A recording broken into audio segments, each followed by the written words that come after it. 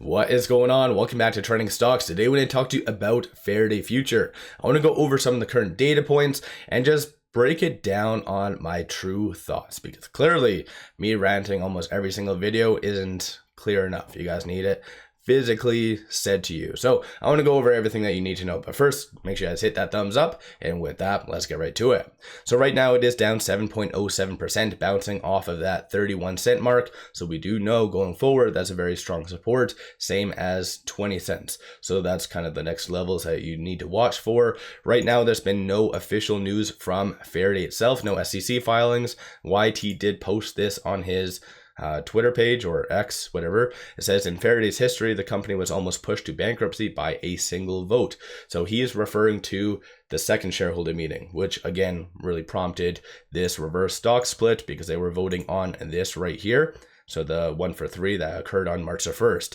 So I think he's doing that once again, showing the importance of tomorrow's meeting. I've been stressing that time again. Tomorrow's meeting is absolutely detrimental to Faraday's future. So again, kind of just keep that in mind. Right now, those shorts are increasing quite a lot, kind of breaking the trend because over the last little bit, they've been rather timid, but shorts did increase 1.36 million shares so far in the first about hour of the trading day. 8% is that free float, which is a percentage of the free float. 34.97 million shares overall are being shorted, and then cost to borrow average is 9.93%, utilization 61.53, and then short score 63.45. So again, shorts are clearly piggybacking off of the fear associated to the shareholder meeting tomorrow, and obviously by them increasing today, they're really hitting it a little bit hard. When it comes to institutions, there hasn't been all that much. There was one transaction yesterday for a 121,000, which regrettably was a sell, and this is why I do like to bring up a lot of this information, because it kind of shows what is happening. In my video yesterday, I alluded to how some entity out there was clearly selling in anticipation of, I guess, the upcoming shareholder meeting, maybe not getting things how they wanted it or whatever else. Like I said, Faraday does need a lot of different things for it to succeed. It needs a shareholder meeting, all the proposal 3 and 4 to pass. At the same time, it does need the UAE deal to really go through, or some form of financing. It doesn't have to necessarily be the UAE. A lot of people just focus so much on that. Rather, it just needs to be some form of financing, and not some convertible, either preferred share or note, because those are extremely damaging to the stock price through, obviously, lower the price, the more shares and whatever else. So it is more of a very negative domino effect. I've been very transparent on that. But speaking on transparency, I thought I was very clear. So I was kind of fucking around with some guys. So this, as you can kind of see right here, Boondock Saints. So this guy obviously was calling me a hedge fund. I was, again, fucking around with him and whatever else. And I am very transparent. I've always very clearly stated I'm at the stage of show me. I've been covering Faraday on and off for about 2 years. I know management has lied in the past, and no, I'm not a hedge fund.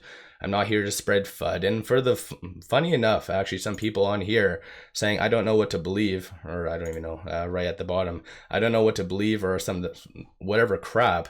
This True City or Acceptable Rich are, in my opinion, just jokes and kind of clowns, because prove one thing that I have lied about ever. Everything that I say, especially even prior to, I'm sure a lot of you guys jumping on the bandwagon about this getting hype, prior to even that, there was nothing that I was wrong about. Nothing.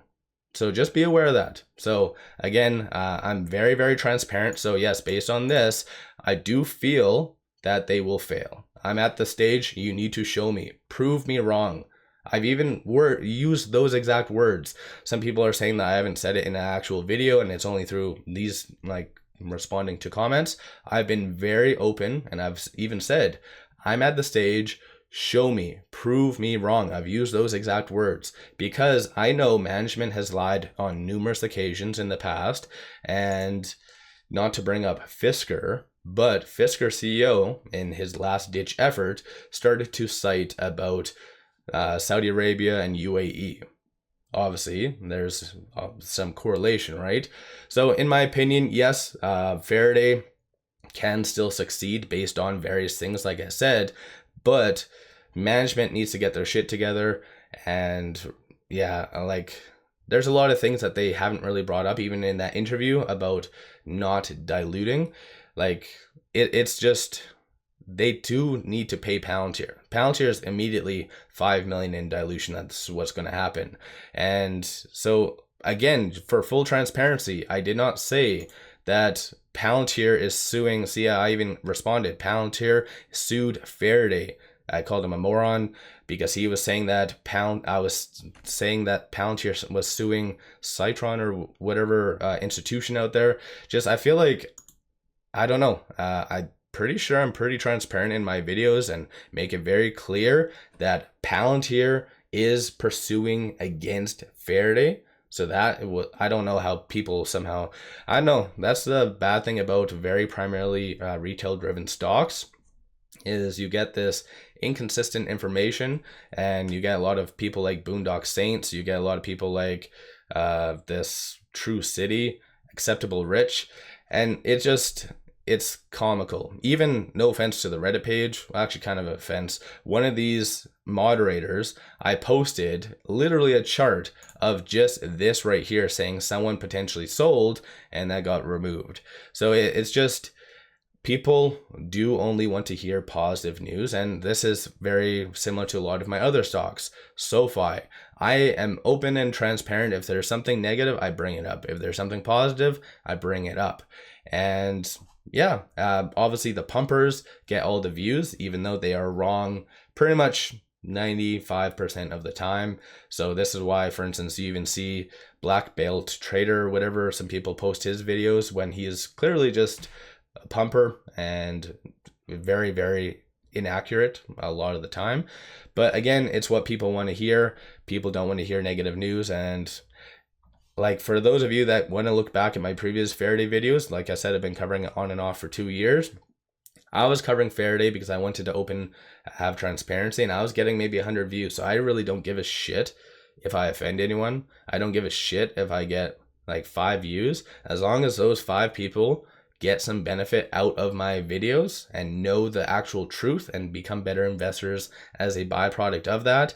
That's all that matters to me. So there's a lot of people that try to kind of manipulate people, and in my opinion, it is these types of clowns such as 𝗪𝗧𝗪, Acceptable Rich right here, that are just kind of jokes. And yeah, so let me know your thoughts on Faraday. Have you been buying? Have you been selling? What have you been doing with Faraday? And did you vote for the upcoming shareholder meeting? And if so, are you in favor of proposal 3 and 4, or are you against? So what's your thoughts? Don't forget to hit that thumbs up and subscribe. And with all that said, appreciate all of you watching.